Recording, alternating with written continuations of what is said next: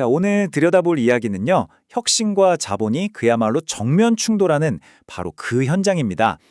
헬스케어 업계의 가장 큰 축제를 배경으로 생존의 기로에 선 기업들의 아주 놀라운 이야기를 한번 파헤쳐 보겠습니다. 네, 잘못 들으신 게 아닙니다.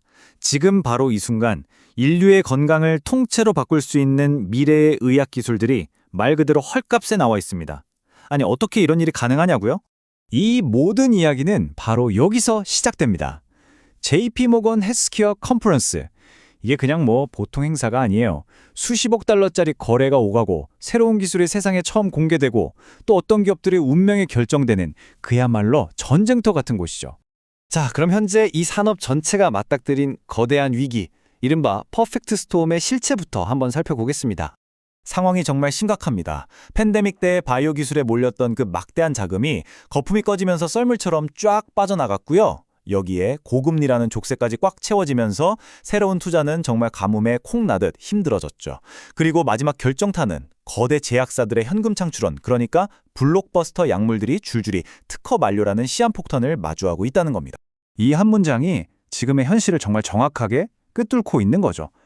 아무리 위대한 과학적 발견이라도 자본시장의 이 냉혹한 평가에서 살아남지 못하면 그냥 역사 속으로 사라질 뿐입니다. 그야말로 생존을 건 증명의 시간인 거죠. 그렇다면 이 혼돈 속에서 진짜 가치를 어떻게 찾아낼 수 있을까요? 자, 여기서 우리가 아주 강력한 사고의 틀을 하나 빌려오려고 합니다. 바로 실리콘밸리의 거물 피터 틸이 말한 제로 투 원입니다. 자, 이 슬라이드 한번 보세요.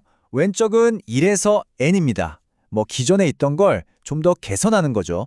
하지만 오른쪽, 이게 바로 0에서 1입니다.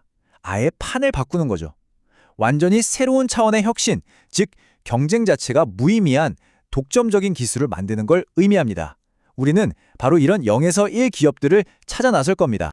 자, 그럼 이제부터는요, 이 제로 투 원 철학을 정말 완벽하게 구현했는데 아이러니하게도 돈이 없어서 힘들어하는 그런 역설적인 기업들을 직접 한번 만나보시죠. 첫 번째 회사는 머스탱 바이오입니다. 이 질문 하나가 수많은 환자와 병원이 겪는 그 엄청난 고통과 비용 문제를 정면으로 겨냥하고 있습니다. 이게 바로 그 혁신을 보여주는 건데요. 이 CAR-T 치료라는 게 환자 면역세포를 꺼내서 암세포만 공격하도록 특수 훈련을 시킨 다음에 다시 몸에 넣어주는 정말 획기적인 기술이거든요. 근데 문제가 있었어요. 부작용 위험 때문에 환자가 몇 주 동안 병원에 꼼짝없이 묶여 있어야 했단 말이죠. 그런데 머스탱 바이오의 기술은 이걸 완전히 바꿔버립니다.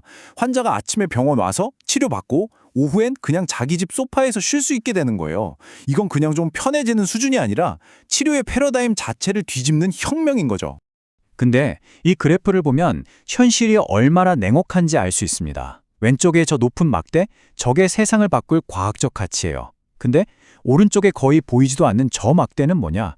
당장 회사 굴릴 돈이 없다는 뜻입니다. 이게 왜 그러냐면 임상시험은 실패할 수도 있고 시간도 너무 오래 걸리니까 투자자들이 선뜻 지갑을 열지 않는 거예요. 바로 이 엄청난 불균형, 이게 바로 거대 제약사들한테는 절호의 쇼핑 기회가 되는 거고요. 두 번째 회사는 보어바이오입니다. 이 비유가 이 회사의 모든 걸 설명해줘요. 더 강력한 미사일을 만드는 게 아니라 아군을 보호할 완벽한 방패를 만드는 거죠. 이게 정말 기가 막힌 역발상이에요. 보통 항암제는 암세포랑 건강한 세포 둘 다 공격하거든요. 근데 이 회사는 유전자 가위로 건강한 세포에 있는 공격 목표만 살짝 지워버리는 겁니다. 그럼 어떻게 되겠어요? 강력한 항암제가 암세포만 골라서 공격하는 거죠. 건강한 세포는 말 그대로 투명인간 취급을 받는 거예요. 부작용을 줄이는 게 아니라 아예 부작용이 생길 원인을 없애버리는 완전히 새로운 접근법입니다. 보어바이오는 정말 말 그대로 죽다 살아났습니다. 회사가 문 닫기 일보 직전까지 갔다가 아주 극적인 거래로 기사회생했죠. 이건 지금 바이오 시장이 얼마나 살얼음판인지, 그리고 그 위기 속에 얼마나 큰 기회가 숨어 있는지를 정말 생생하게 보여주는 겁니다. 자, 마지막 사례는 그야말로 다윗과 골리앗의 싸움입니다. 주인공은 마인츠 바이오메드라는 아주 작은 회사예요. 이 숫자 좀 보세요. 마인츠 바이오메드, 시가총액이 한 1,200만 달러 정도? 근데 경쟁사는요? 50억 달러가 넘어요? 이게 무려 500배 가까이 차이가 나는 겁니다. 아니, 게임이 될까 싶죠? 근데 마인츠한테는 아주 강력한 무기가 하나 있습니다. 핵심은 기술력의 차이예요. 경쟁사 검사는 이미 암이 된 세포를 찾는 데 집중하는데 마인츠의 기술은 RNA의 정보까지 분석해서 암이 되기 바로 전 단계, 그러니까 위험한 용종 단계에서 잡아내는 겁니다. 생각해보세요. 이건 병을 늦게 발견하는 거랑은 차원이 다른 얘기죠. 아예 암으로 커지는 걸 막을 수 있는 예방의 영역으로 들어가는 거니까요.